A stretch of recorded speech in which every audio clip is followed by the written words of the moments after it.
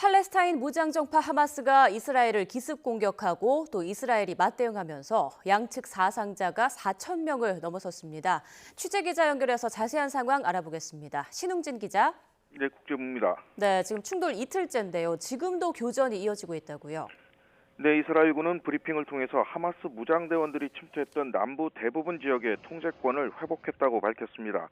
교전 중에 400명이 넘는 팔레스타인 테러범을 사살하고 수십 명을 생포했다고 주장했습니다. 하지만 이스라엘 주민들이 인질로 잡혀있는 집단 농장인 키부츠 8곳에서는 여전히 교전이 진행 중이라고 설명했습니다.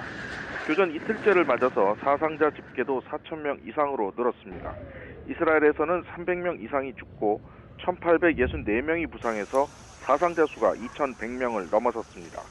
이스라엘의 한 음악 축제장에서도 수십 명이 숨졌고 로켓포탄과 무장대원들의 공격을 피해서 달아난 실종자도 500명에 이릅니다.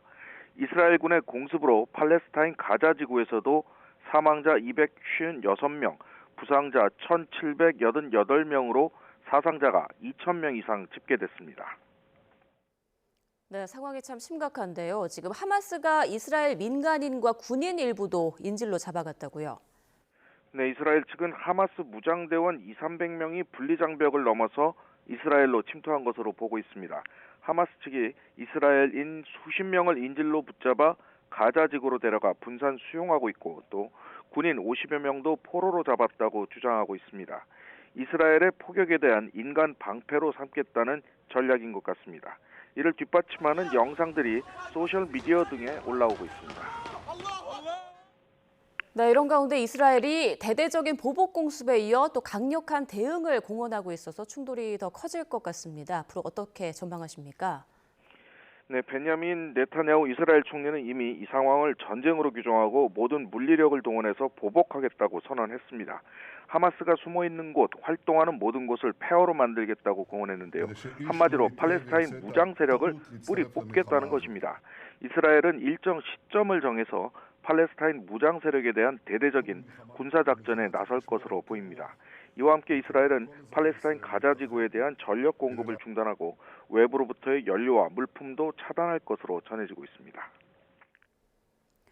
네, 그런데 이번에 팔레스타인 무장정파 하마스가 왜 이스라엘을 기습 공격한 건가요? 하마스가 기존의 소규모 폭력 사태를 넘어서 이번처럼 로켓 공격에 대원 침투 그리고 인질까지 데리고 간 것은 매우 이례적이고 극단적인 것으로 평가됩니다. 하마스는 표면적으로는 팔레스타인에 대한 이스라엘의 탄압 중단을 내세우고 있습니다.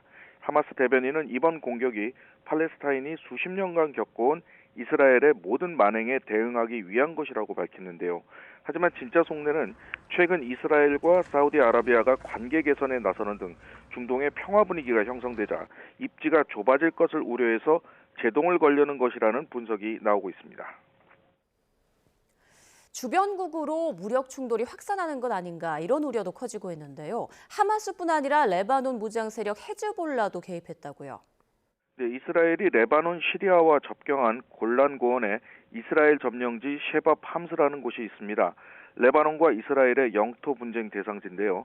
이 레바논 남부에 근거를 둔 무장 세력인 헤즈볼라가 여기에다가 여러 발의 로켓과 박격포를 발사했습니다. 헤즈볼라는 성명을 통해서 팔레스타인 저항군에 연대하는 차원에서 레바논의 셰바 함스 인근에 있는 이스라엘 군대를 포격해 레이더를 타격했다고 말했는데요.